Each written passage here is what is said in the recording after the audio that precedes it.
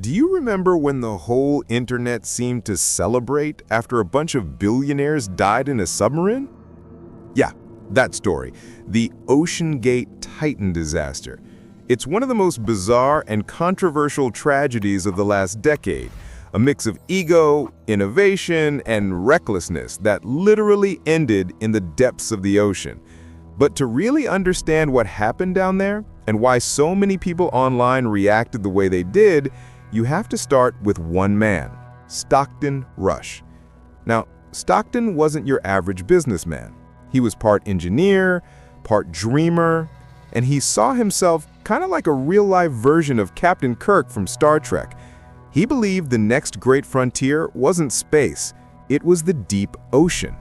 Back in 2004, he was 42 years old, renting private submarines just to explore the ocean floor. But there was a problem. There weren't many submarines to rent, and the ones that existed were insanely expensive. So, like any ambitious engineer with money and a vision, he thought, fine, I'll just build my own. That idea would become the foundation for OceanGate, a private company Stockton started in 2009. His dream was simple: to make deep-sea exploration as accessible and commercial as space tourism. But this dream would come with a cost. At first, OceanGate seemed like a pretty cool idea. Stockton started offering underwater tours to explore shipwrecks, coral reefs, even some old ruins off the coast of Italy. People loved it. It was like space tourism, but underwater. But Stockton wasn't satisfied. He wanted to do something bigger, something that would make headlines. And in his mind, there was only one destination that could do that: the wreck of the Titanic. The Titanic sits about 12,500 feet below the surface, deeper than most submarines ever go. To reach it, you'd need a vessel that could handle pressures strong enough to crush a car like a soda can. But instead of sticking with the standard, those big, expensive, heavily certified subs used by research teams, Stockton wanted to make something cheaper, lighter, and faster to build.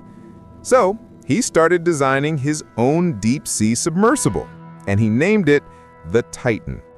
It was about the size of an SUV, and honestly, it looked futuristic. But here's where things start to get sketchy. To save money, Stockton used experimental materials, including a carbon fiber hull instead of traditional steel or titanium. Experts warned him that carbon fiber doesn't handle deep-sea pressure well. It can weaken over time, small cracks invisible to the eye that can turn deadly at 12,000 feet down. But Stockton didn't care. He said innovation required risk. He once said, at some point, safety is just pure waste. If you just want to be safe, don't get out of bed. And as for the controls, instead of a complex control system, the Titan was piloted with a $30 Logitech game controller, like the kind you'd use on a PC. People thought it was a joke, but Stockton defended it, saying even the military used similar controllers for drones and submarines. Still, there was one man who wasn't laughing. His name was David Lockridge, an OceanGate engineer, and he saw the danger before anyone else.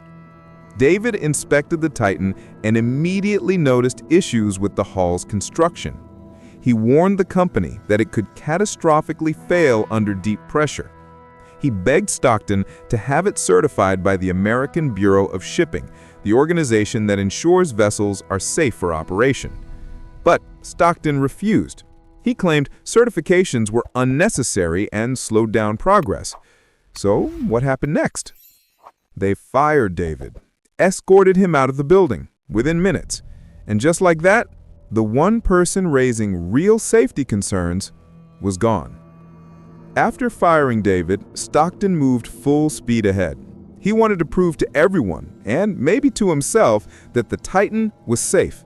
So he took it down for a solo dive. No passengers, no tourists, just him in this experimental carbon fiber tube heading thousands of feet into the darkness. At first, everything seemed fine. The systems were stable, the cameras worked, and the Logitech controller, surprisingly, did its job. But then, around 10,000 feet down, something went wrong. The Titan suddenly lost communication with the surface crew. For most people, that's nightmare fuel.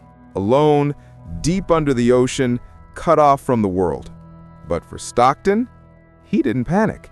He later said that being down there surrounded by pitch-black water gave him the same feeling as floating in space. It was his dream, his Star Trek moment. Eventually, he managed to bring the Titan back to the surface and restore contact. For many, that test would have been a warning sign, a giant red flag. But for Stockton, it was proof of success. He had survived, so in his mind, that meant the sub was ready. And in 2021, OceanGate began selling tickets for Titanic expeditions. Each seat cost $250,000. That's right, $250,000 to spend hours inside a small metal tube descending into one of the most hostile environments on Earth. But people signed up. We're talking tech millionaires, investors, adventure seekers, even scientists who wanted to see the wreck for themselves. At first, things went okay. They completed several dives, and Stockton proudly showed off photos and videos from the Titanic wreck. He told the media that OceanGate was pushing the boundaries of exploration. But behind the scenes, there were constant problems. The Titan frequently lost communication with its surface ship. Its batteries failed mid-dive, and one time, the passengers got trapped inside for 27 hours because the hatch could only be opened from the outside. Still, Stockton brushed it all off. He said people were just afraid of innovation. He called his critics industry gatekeepers who didn't understand what progress looked like. But that attitude, that mix of genius and overconfidence, was about to catch up to him. By the summer of 2023, OceanGate had built up a lot of attention, both good and bad. Some people saw Stockton as a visionary. Others saw him as reckless. But none of that mattered to him. He was preparing for another Titanic expedition, one he hoped would silence his critics for good. This dive would carry 5 people: Stockton Rush himself, 2 wealthy businessmen, Hamish Harding and Shahzada Dawood, Shahzada's 19-year-old son, Suleiman, and Paul-Henri Narjot, a Titanic expert who'd been to the wreck dozens of times before. It was supposed to be a routine mission. They had done it before. They knew the risks. On June 18, 2023, the Titan began its descent into the cold Atlantic waters. At first, everything was going smoothly. The crew on the surface ship, the Polar Prince, received updates every 15 minutes.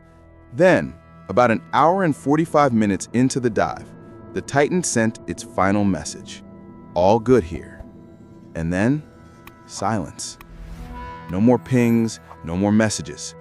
The sub had completely lost contact. The Polar Prince tried everything: radio, sonar, emergency signals. Nothing. It was like the Titan had just vanished into the deep. Soon, news broke that a $250,000 per-seat submarine on its way to the Titanic was missing.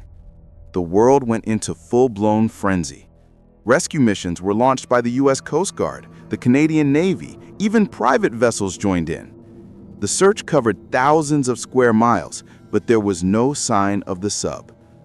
For 4 long days, the world watched and waited, counting down the hours of oxygen the crew might have left. Everyone hoped they'd find them trapped, maybe waiting for rescue.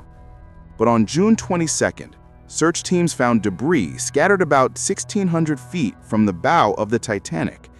It confirmed what many feared. The Titan had imploded. Experts later explained that at those depths, the pressure is more than 5,000 pounds per square inch, enough to crush a human body instantly. They said the implosion happened in milliseconds. So fast, the passengers wouldn't have even known it was coming. No pain, no time to react, just instant, total collapse. The Titan had failed, just as engineers and experts had warned years before. When news of the implosion broke, the internet exploded, but not in the way you'd expect. Instead of mourning, the story became a meme. People joked about the billionaires, made dark TikToks, and treated the tragedy like a viral event. There were countdown videos, fake submarine simulations, and endless tweets mocking the victims. It was one of the strangest cultural reactions ever, like the world forgot 5 people had just died in one of the most horrifying ways imaginable. And here's the weirdest part. It revealed something deep about how people see wealth, privilege, and risk. Because to many, this wasn't a story about tragedy. It was a story about rich people paying the price for their own arrogance. But when you strip away the memes and the headlines, what happened with OceanGate is really a story about hubris, that dangerous mix of genius, ambition, and pride that blinds people to reality. Stockton Rush truly believed he was changing the world. He wasn't some cartoon villain. He genuinely thought he was building the future of ocean exploration. But he ignored every warning, dismissed every critic, and convinced himself that rules didn't apply to him. In one interview, he said, "If you just want to be safe, don't get out of bed." Ironically, that quote became the symbol of everything that went wrong. Because safety isn't a weakness, it's what keeps innovation alive enough to matter. The Titan implosion wasn't just an accident.